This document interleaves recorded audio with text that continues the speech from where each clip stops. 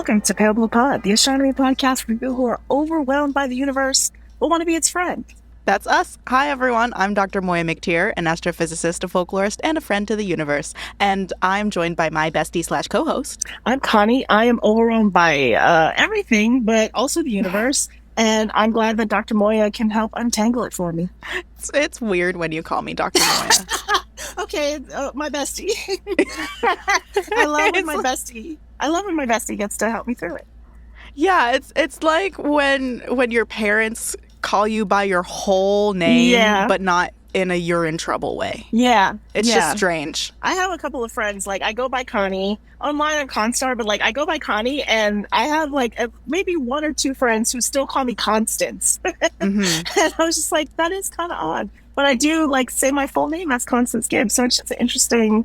Names are weird.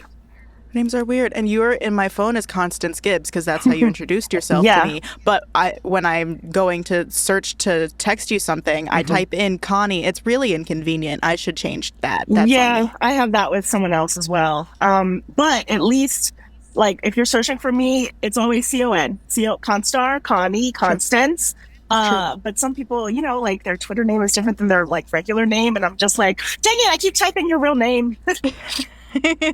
I only know you by your online persona. Exactly. Yeah, it's like I grew up going to Girl Scout camp in the summers, and we had camp names. And so there's a whole group of people who only know me as Aphid. That's wild. It is nice to have specific names for specific groups. Definitely, yeah. Anyway, that has nothing to do with the topic of today's episode.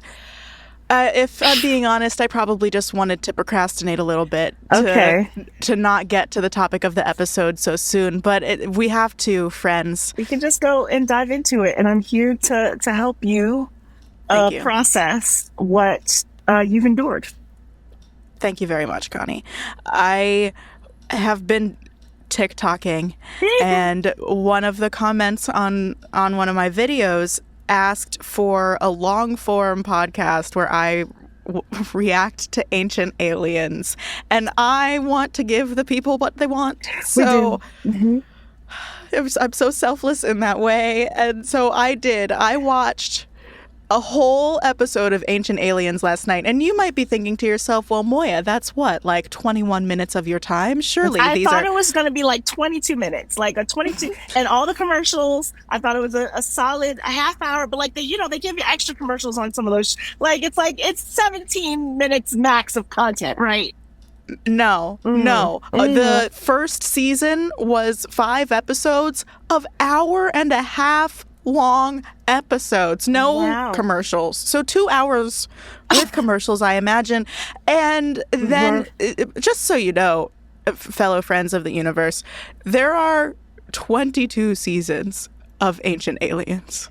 I don't even know how. Honestly, any show that started in the 2000s and has 20 plus seasons, but did not start in 2005, specifically, I'm just like, but how? You're just squeezing in seasons in the year, and just, it's artificial. You haven't been on that, like, it makes it sound like you've been on for 25 years. You haven't. No, but they're doing like 3 seasons every 2 years or something. That's crazy. So it was originally a 2-hour documentary special in 2009. And then I guess people were like, we want more of this. And so they started the series in 2010, and it's going still. It has bounced back and forth between the History Channel and H2, which then became the Vice Channel. Vice Channel?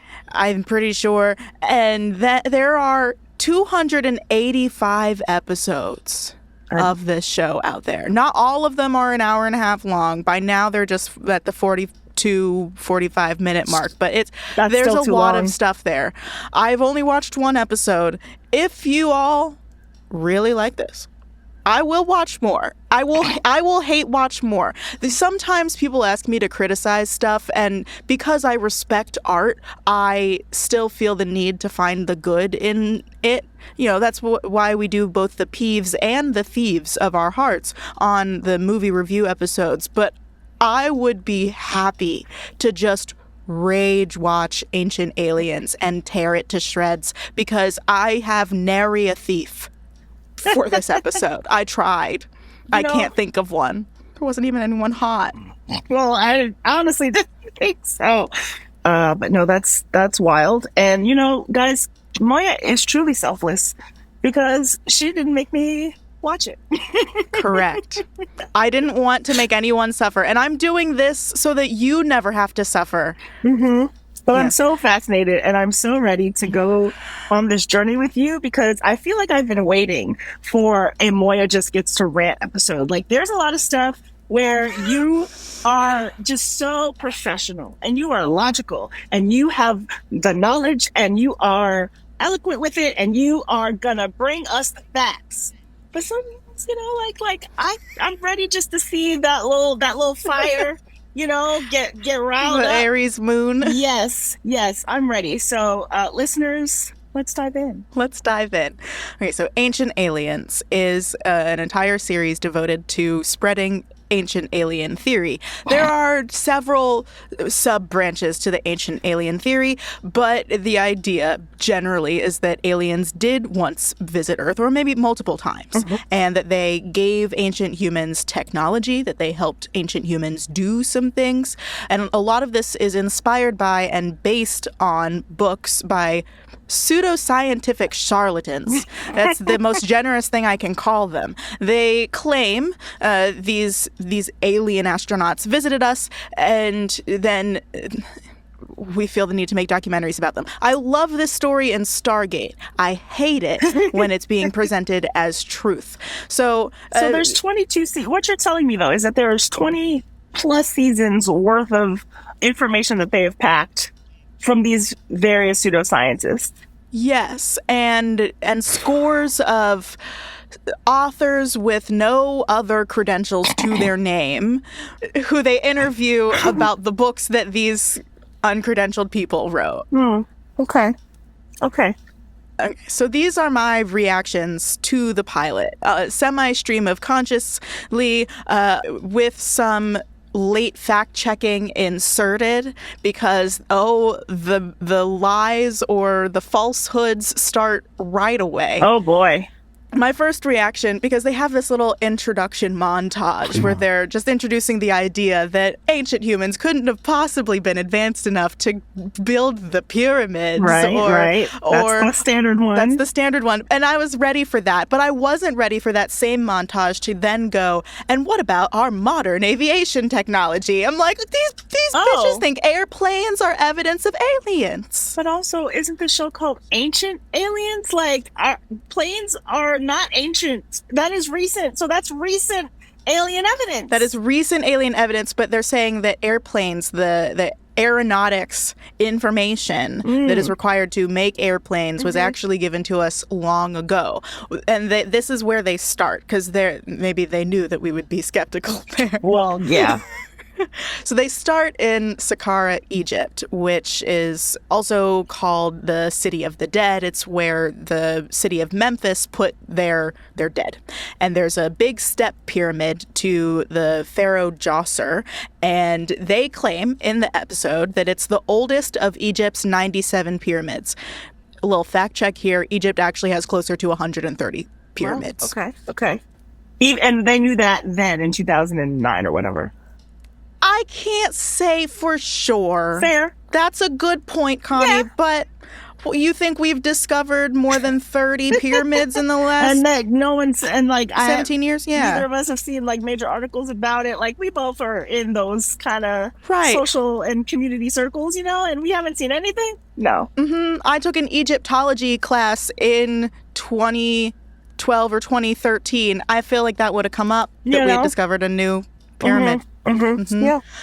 Within this Great Step Pyramid, they discovered in the 1890s what they call the Saqqara bird. I've included an image for you, Connie. It's a wooden carving of what looks like, to me, a bird. It's a bird. Yeah, it's hand-sized. It's made out of sycamore wood. It has the body of a bird with a beak at the front. You see two little, like a knot for an eye, and then a wingspan up top, like on top of the body of the bird with the, like a vertical rudder type looking thing in the back.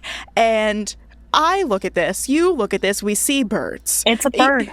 Egyptologists look at this, they're like, it's a bird. The ancient Egyptians worshipped the falcon. It was an important symbol in Egyptian mythology representing Horus, the god of kings and magic and like leadership, and was seen as a protector of pharaohs. You don't think they're going to make abstract representations of this falcon just to put in pyramids for pharaohs? If there is a creature that, like, I feel like most people see, it would be birds. Because they fly across places. Like, maybe in your area, people don't have dogs, so you don't see dogs, like, for whatever reason in ancient times. But people see birds. People know what birds are, and they would make art and sculptures of birds.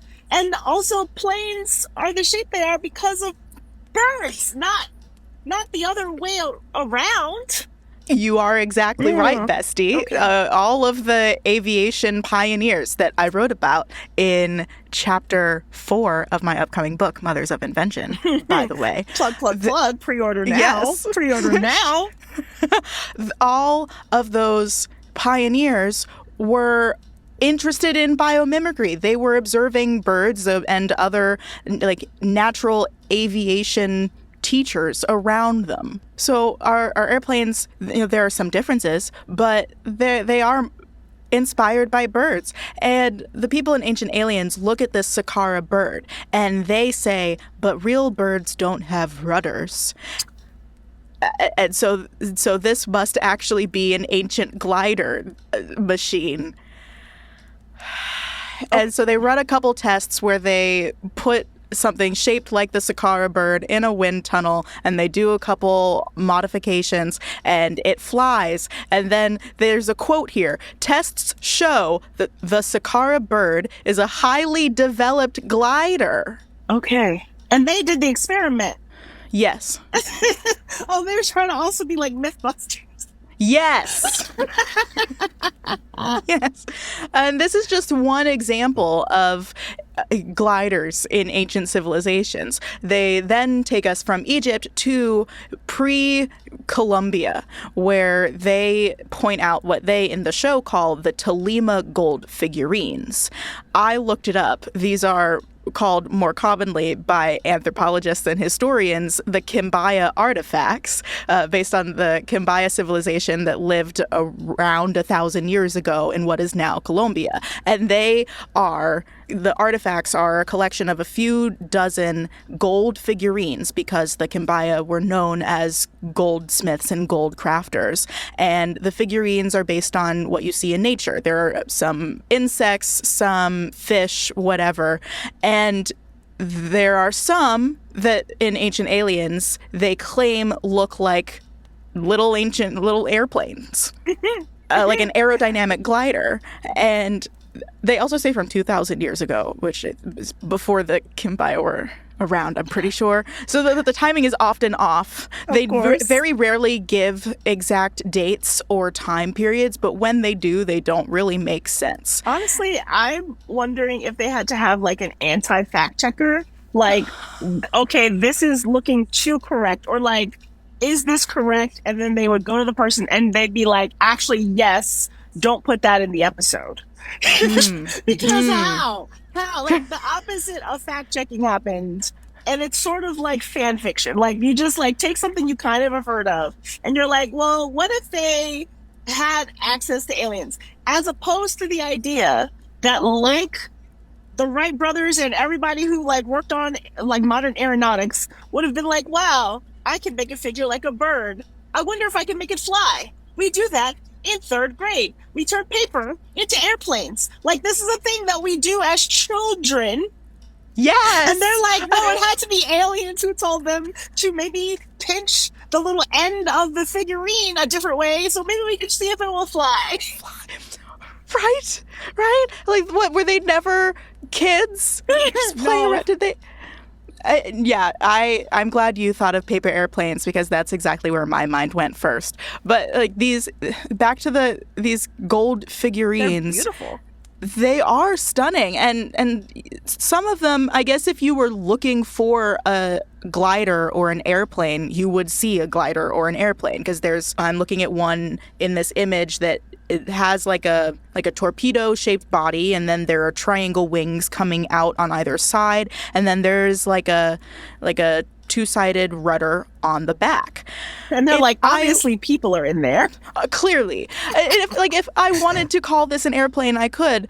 But if I also wanted to call it a catfish, yeah, I could do that too, because there are these two curly lines carved into the wings on either side, and those could be the whiskers of the catfish. And the reason there are these gold wings on either side is to show the whiskers, and not because there are wings. Right. But there are also flying fish. And they could also have just wanted to make the little catfish fly. It's a decorative element. It could have represented the water. There are just so many elements. Yes, exactly. And this is a theme throughout the episode where they take something that could be a stylized version of nature or magicified exaggeration of nature, and you see that a lot in mythology, but they are taking that and saying, oh no, we need to take this literally, and that's technology, or we need to see this metaphorically only in the way that would let technology be what the metaphor is standing in for. It's so like, what if people didn't do art? It's like, what if art didn't exist and it had to be aliens and not that it was a creative idea? Mm-hmm. So then we get, not from the beginning of the episode, but kind of a little bit in, we get the first introduction to the ancient aliens guy. His name is Giorgio Tsoukalos. He is Swiss and Greek. He was born in Switzerland, and his site is literally the aliens guy. He has basically branded being the ancient aliens guy / the guy with the hair. Oh, is that what got him the TV deal? Bestie, do you want to hear about his career? I do, obviously, because I'm fascinated. Because what do you mean? No, so he was born in Switzerland. He has a college degree, a bachelor's degree in communications from Ithaca College in New York.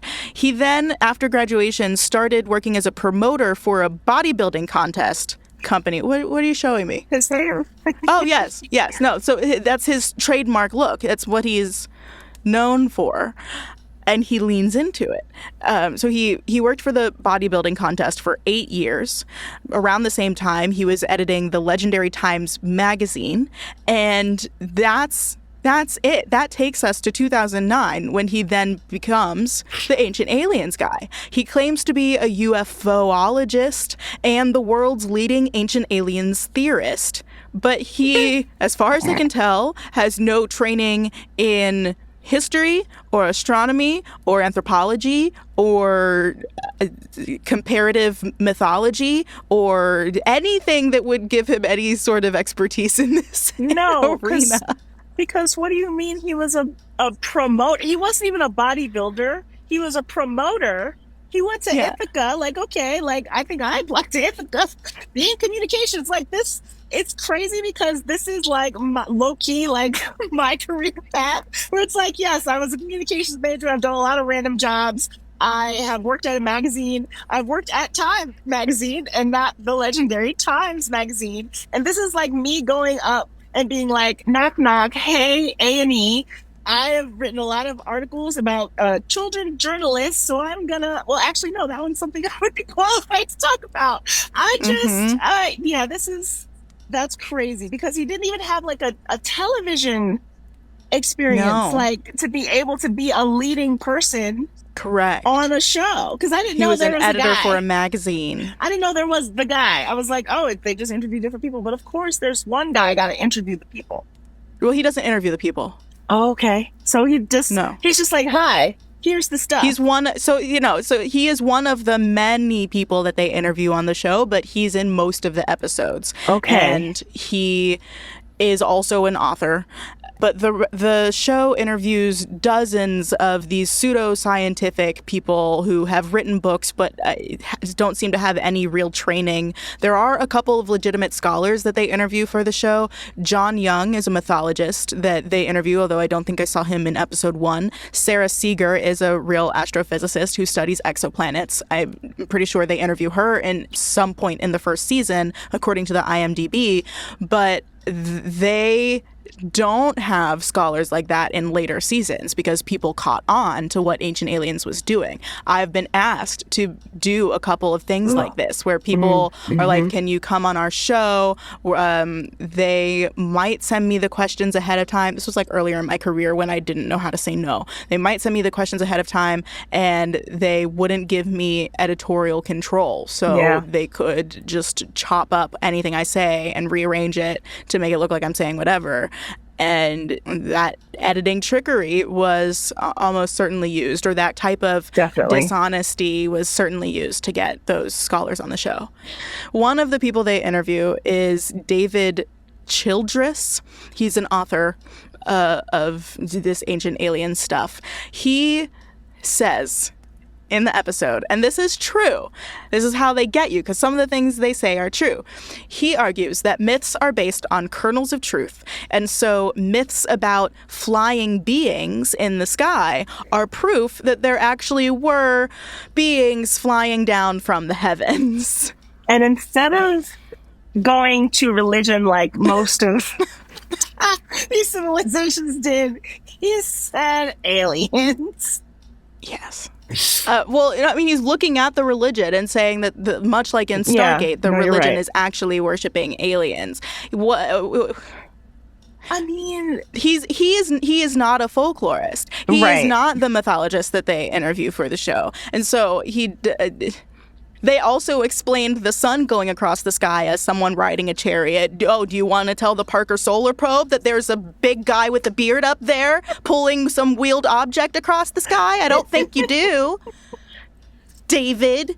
And then their use of, like, other cultures, where it's like, oh my gosh. Like, when you started talking about Colombia, I was like, oh yeah, let's go to the South Americas. And I can't even imagine how many times they're like, in Africa. In the bush, the aliens get down like less than you'd think. I mean, I didn't hear that in the first episode. Great, but they do go to India next, and they start talking about the Vedas and the other Hindu texts, and they specifically call out a device that is talked about in some texts called a vimana. And a vimana is a flying object that a god would fly down on or fly away in. And I'm quoting again. They call the vimanas airplanes powered by jet engines. And then there's another quote later that they could be controlled mentally, and this is a technology modern militaries are starting to develop. They're just really bringing in the military-industrial complex when they don't need to, but that's a lot of astronomy. So a lot of rocket stuff, like all of the rocket stuff is built by people who also build drones. That's fair, but what signaled that it was a jet engine? Like, the specificity of these claims is also fascinating, because it's not that it's like, oh, it could be a mechanical thing or like it's like a jet engine. They do refer to a specific text that has a detailed description of how one of these vimanas operates. They describe it as liquid mercury, so mercury at room temperature, in a gyroscope. So like wheels spinning at like disconnected but also touching each other. You know a gyroscope. Yeah. So okay, you mean the Hindu text says this, or the ancient aliens people said this? Both.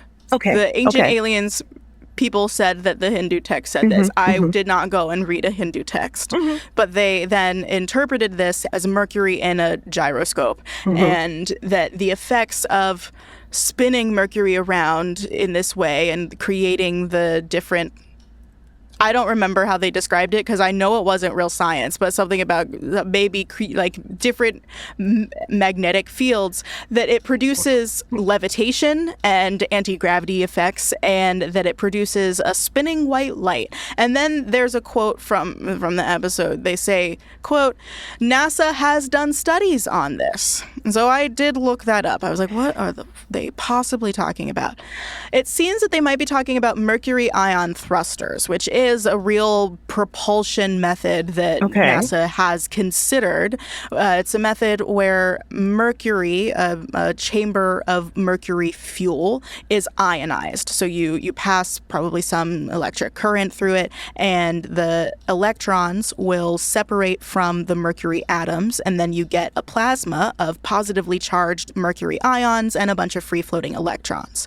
You can then use electric fields to accelerate the positive ions in a particular direction, and if you do that shooting out the back of your ship, then it will generate thrust in the opposite direction thanks to Newton's third law. Or your chariot, as they thought.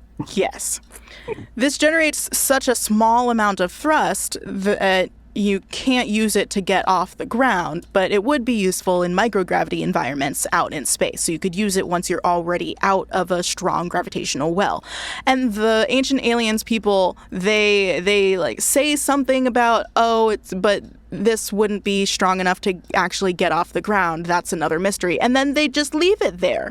They've gone so far as to call this thing a jet engine, but it's a jet engine that can't get off the ground. That's fine. It's okay.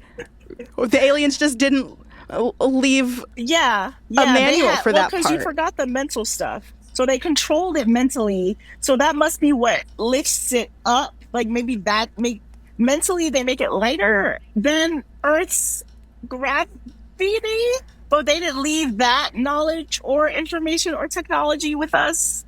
And then we didn't use any of it for thousands of years.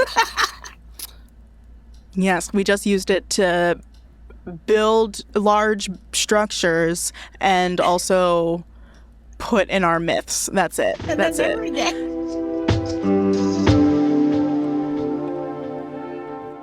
Hi friends, it's me, Moiya. Connie needed to go touch some grass to remind herself of what's real amidst all this ancient aliens foolishness, which is understandable, so I'm taking these few moments to share some messages with you.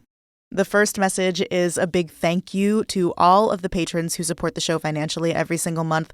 We're an independent podcast, so it would be super hard to make the show without your continued support.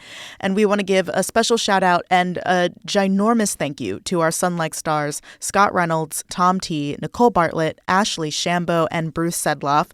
And we'd like to welcome our newest sun-like star to the sky. Welcome, Kelly Bennell. Your radiative heat transfer is going to keep you burning bright for billions of years, Kelly. And we want to say welcome to the Podiversity. If you, like Kelly, want to support this indie podcast, you can do that on Patreon and get to hear your name on the show, make it onto the patron star chart, and get research notes for most episodes, all for $5 a month at patreon.com/palebluepod. You can also make a one-time donation and become a supernova in the Pale Blue Pod sky if a monthly donation is not something you're interested in. That link is down in the episode description. Of course, if you can't support us financially at all right now, we totally understand. Times are hard, money is hard, and there are other ways you can support the show. The best way is actually to get more people listening by sending a link to a specific episode that you think that person would enjoy. Word of mouth recommendations are really powerful. And if you can rate and review us on whatever platform you use to listen to your podcasts, that also will help us out a lot. And thank you in advance. No matter what you're doing, Connie and I are just honored to be a part of your week. My next message is a podcast recommendation from another show in the Multitude Collective. This show is one of my personal favorites, and it's called Spirits. Spirits is a history and comedy podcast focused on everything folklore, mythology, and the occult, told through the lens of feminism, queerness, and, of course, modern adulthood. Every week, mythology buff Julia and her childhood best friend Amanda get together to learn about a different story from mythology and folklore from around the world over drinks. That's everything from the mythological origins of franchises like Lord of the Rings and Pokemon to modern urban legends that they read from listeners who send them in to like a roundup of werewolf stories from around the world. You can start listening to any of their almost 500 episodes that they've released over the last 10 years. They are truly podcast goals. They just put out an episode. It's an overview of vampire folklore from around the world. So you can check that out at spiritspodcast.com, or you can search for Spirits wherever you download your podcasts. But to make it easy for you, the link is down in the episode description already. Okay, Connie is back. She seems to have released a lot of the stress and tension that she built up in the first half of this episode. Let's build it back up again. The next ridiculous claim they make in the show is that there was once a global transportation system with these flying machines, and the time reference that they give us for that is sometime, quote, before Columbus, as if that's a useful comparison. Yeah, I know that there hasn't been a global transportation system of extraterrestrial flying machines in the last 600 years. I know that you want to give us a little bit more. It's that 7th century, things get a little bit murkier. That's wild. Okay, a global transportation system that are there a multitude of cultures that have said, like, we have had? Yes. Yes. We have been obsessed with flight for a very long time. There are a multitude of cultures that imagine deities flying down on. Yeah. But not for, like, interpersonal travel. Like, I mean, like, global transportation system, like, of I guess same characters across. There are stories of a person. They specifically mention Solomon later and Solomon's flying carpet and how that is another one of these alien flying machines. Oh, okay. First, they talk about the landing sites for these flying machines for the global transportation system and how there are a lot of mountains that have like flat tops. They call out the Nazca Plains in Peru. They explicitly say, this is another quote, this, meaning the Nazca Plain, was probably some kind of Vimana airport. Then what? The Nazca Plain is a Peruvian coastal plain of more than 50 square kilometers. It's a huge space with geoglyphs, so they are images carved into the earth. And as far as we can tell, they date back to as far as 500 BCE. There are drawings of figures like this spider that I have for you in the notes. Mm-hmm. And then there are these long lines, crisscrossing straight lines. This spider that you're seeing is 50 meters long. Wow. It's about half a football field, that carving, and they've lasted for thousands of years. Mm-hmm. So that was one potential landing site for this mass transit system of flying alien machines. Follow the spider. And then they're like, oh, it's too pagan. We have to get a little Christian. So they start talking about the book of Exodus and how they repeat or like they give a little summary of the book of Exodus in the episode of like the Jews leaving Egypt and wandering in the desert and the food source that they had. Yeah, manna from heaven. It's a common refrain. Yes, manna from heaven. And they instead have this belief that it was not like a type of plant or a type of bread or grain or something, but that it was a machine given by aliens to produce a type of chlorella algae by taking in the dew every morning and then processing it in a machine and then spitting out this algae. But the machine needed to be cleaned once a week, which is why there's a Sabbath, because on the Sabbath you clean the machine, and they like tried to reproduce it. It is a type of algae that that gives you like all the nutrients that you would need, supposedly. But they're saying that the Jewish people I guess in addition to all the things that they were carrying with them, including I do believe the Ark of wait, did they have the Ark of the Covenant yet? But like in addition They to all talked of, about the Ark of the Covenant in the episode. in addition to all of these things that Yes. they're carrying, they have a machine, like a mechanical machine, like a that sucked robot up, looking thing. that Yeah. sucks up the dew of the desert by the Red Sea, Yeah. and then it would turn it into manna. But then would it? Are they saying they just like picked it up from the machine, or it shot out of the sky and fell to the Israelites? Because that I'm picturing like a frozen yogurt dispenser of algae. They had an image in the thing, and they talk about how the book describes it as, you know, there's a mouth, and there are like arms and stuff of the angel, maybe the being that gives the manna, and instead of it being an angel, that it is actually a machine.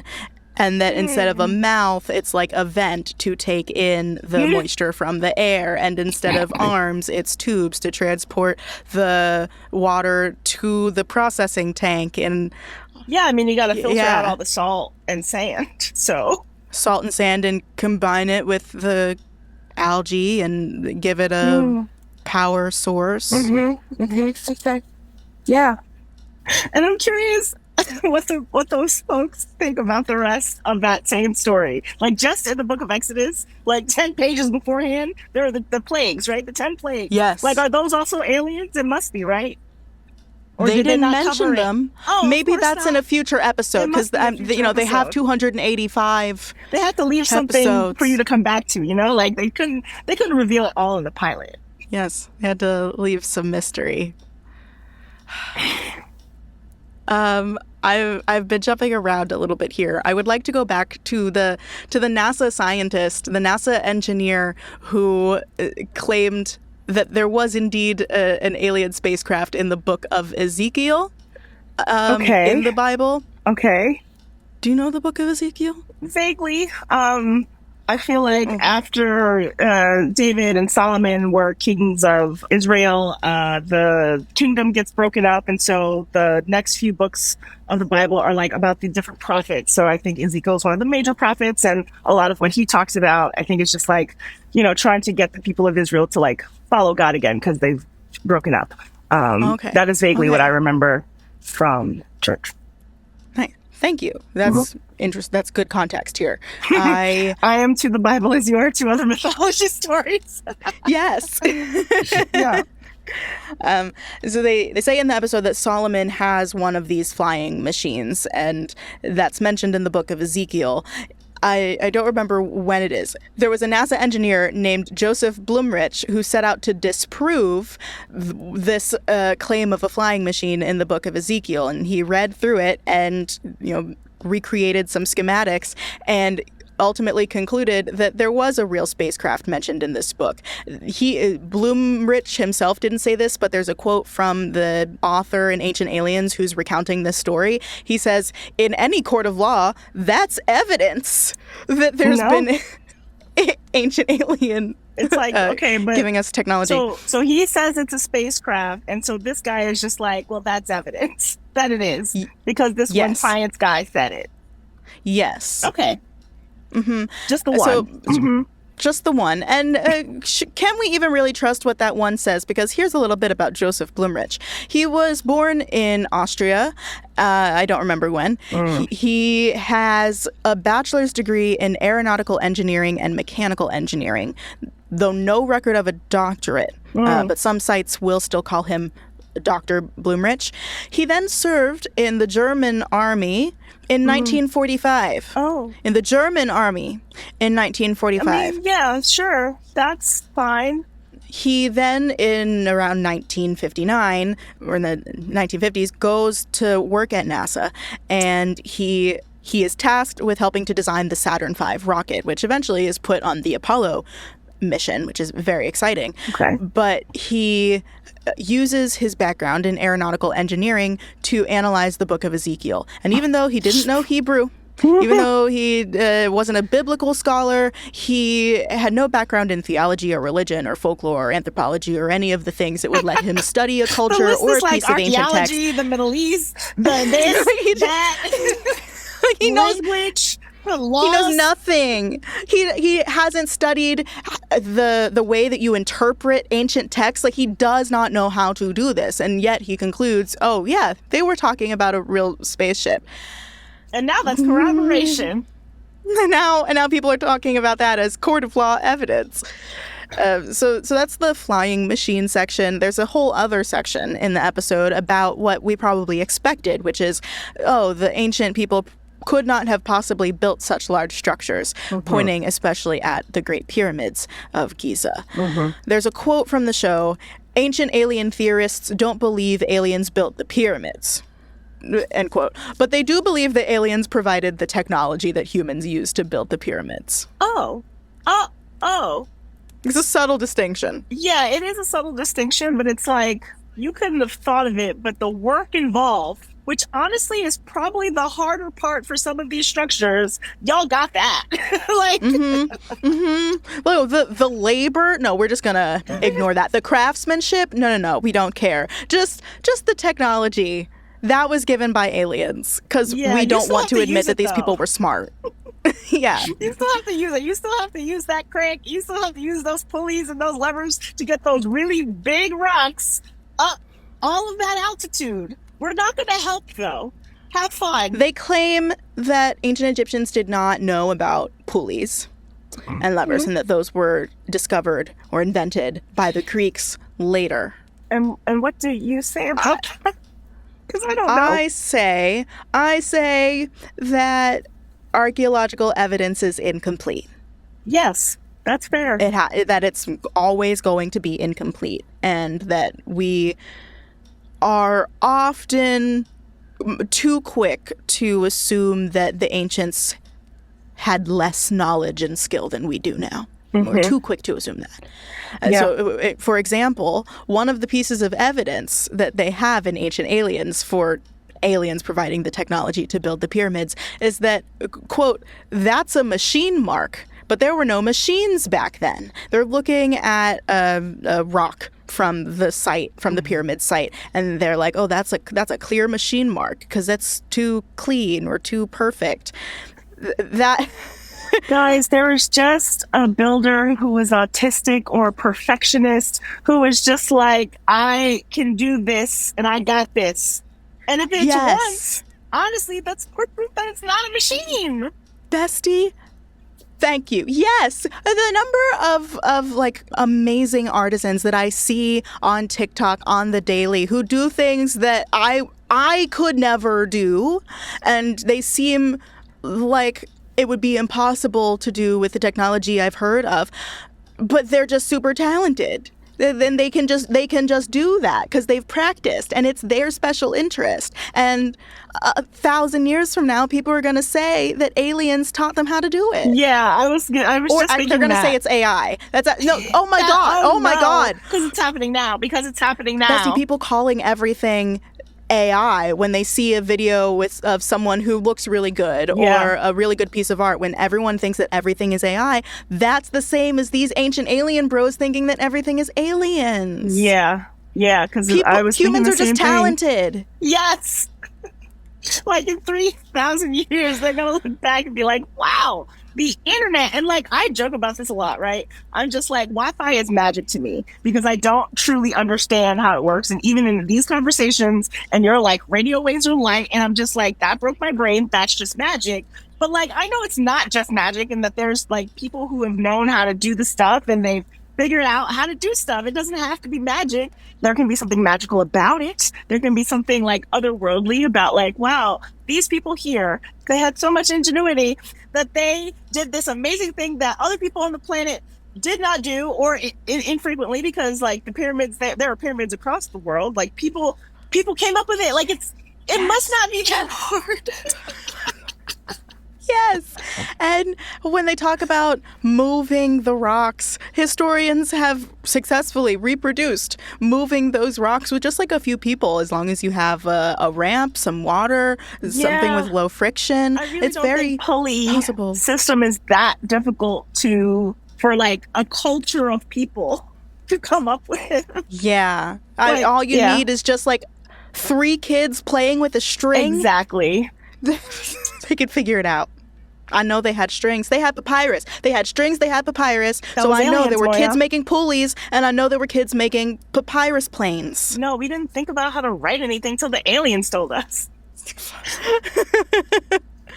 The next claim they make is more about the building stuff, and it's more about the tools that they used. They talk about a person named Sir Flinders Petrie, and I just wanted to mention him because it's a fun name. Oh, Sir Flinders. Sir Flinders. He has nothing to do with the Petri dish? I don't think so. Not him himself. He was an Egyptologist, not like a biology person, but maybe he had a cousin. So Sir Flinders Petrie was an Egyptologist who paid a lot of attention to ancient tools. And he found in a construction site a small little ceramic cylinder that had really intricate carvings on it. These lines that were like a millimeter or 2 apart and really deep and precise. And his hypothesis was that they must have had diamonds to cut this and do it so precisely. But then in Ancient Aliens, they say, but we never found diamonds. First of all, what do you mean you never found any diamonds in ancient Egypt? Okay. Excuse me? You mean to tell me that you would rather believe in aliens than international trade or and colonization? Because I'm sure the diamonds are somewhere in the British Museum, okay? That part. You couldn't find the diamonds because you stole the diamonds. They were already stolen. They were already gone. That's also a huge thing about Egypt, is that it was ransacked, and that's why a lot of the stuff is gone. We know this. They don't remember their own history, and here they are trying to tell us the world's. No, the fact checker was like, that's a fact. You gotta cut that part. I'm sure that some of the clips are like shortened because there was someone who was like, actually, this breaks apart the entire episode. Just cut that part and that's it. Like, we can't. But the things they chose to keep in, this is the last thing that really blew my mind. The last thing that I wrote down. I stopped writing down as much as I went through the episode because my brain was just getting fried from hearing this. But I'm so sorry, Bestie. Yeah. The things we do for our art. The last thing they talk about is the Great Pyramid of Giza and how there are these tunnels that go from cores deep inside all the way through the massive stone structure to the outside, so that you have like a straight line from outside to in. And they're like, what are these possibly for? And they mentioned this particular chamber in one of the pyramids, and the walls are covered in salt. And so they claim that the walls are covered in salt because that chamber was some sort of chemical mixing chamber where they pumped in different types of gas to produce hydrogen, and that the Great Pyramids of Giza are not burial places. They're not even landing sites for alien ships. They are instead hydrogen power generating plants that produce microwave energy that can either be harnessed here or be shot out into space to be harnessed by aliens in orbit. Oh, so that's what the shafts are for? Yes, the shafts shoot out. They shoot out the microwave energy produced by the hydrogen gas in the chamber, and that energy is harvested by us or aliens. Every 1,000 years or so, because we haven't observed this since. Like, they used to do it in the ancient times, and it just never again. They abandoned this place. Well, it was a power plant that operated for a long time, and then the fuel source ran out, so now it's defunct, and they didn't put one of those warning signs up. What was the fuel source again? Hydrogen. Okay. Like how the hydrogen bomb can produce a lot of energy? Yeah, but... Yeah. Okay. So then that energy gets transformed into microwaves.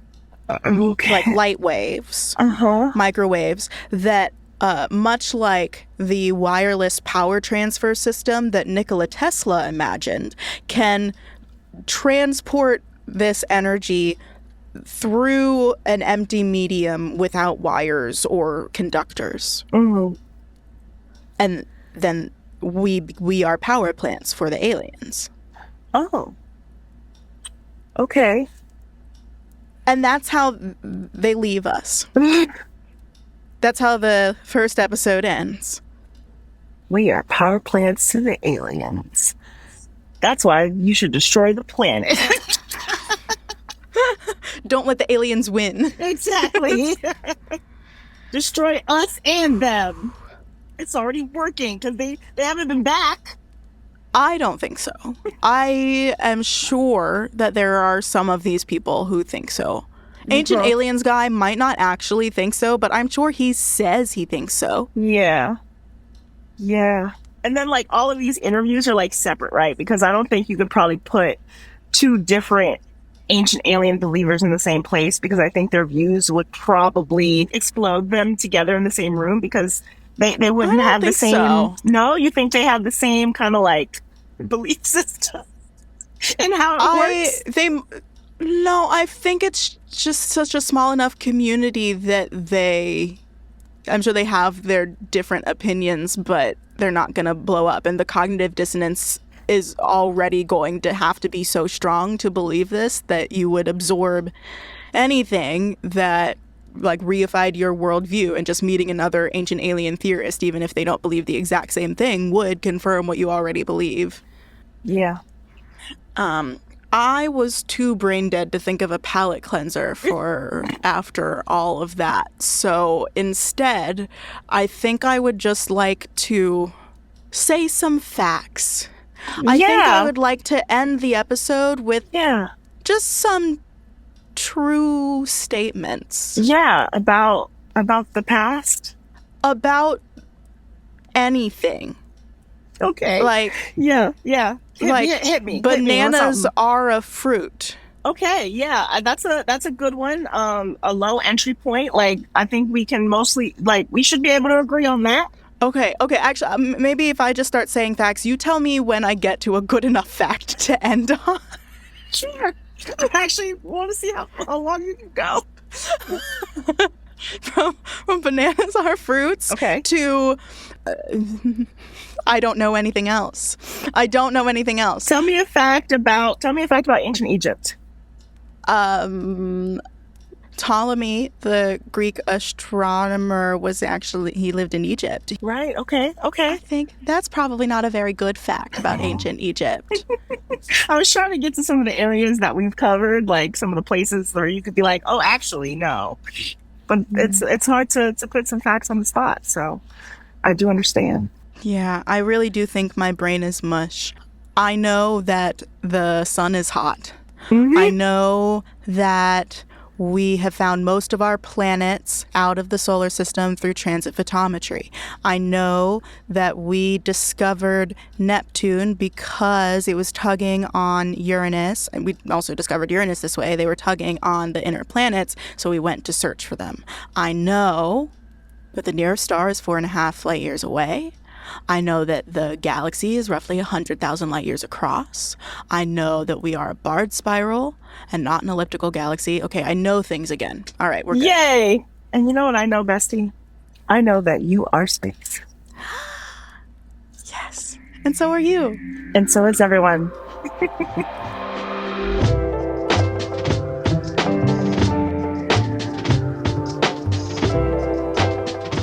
Pale Blue Pod is hosted by Dr. Moiya McTier and Connie Gibbs.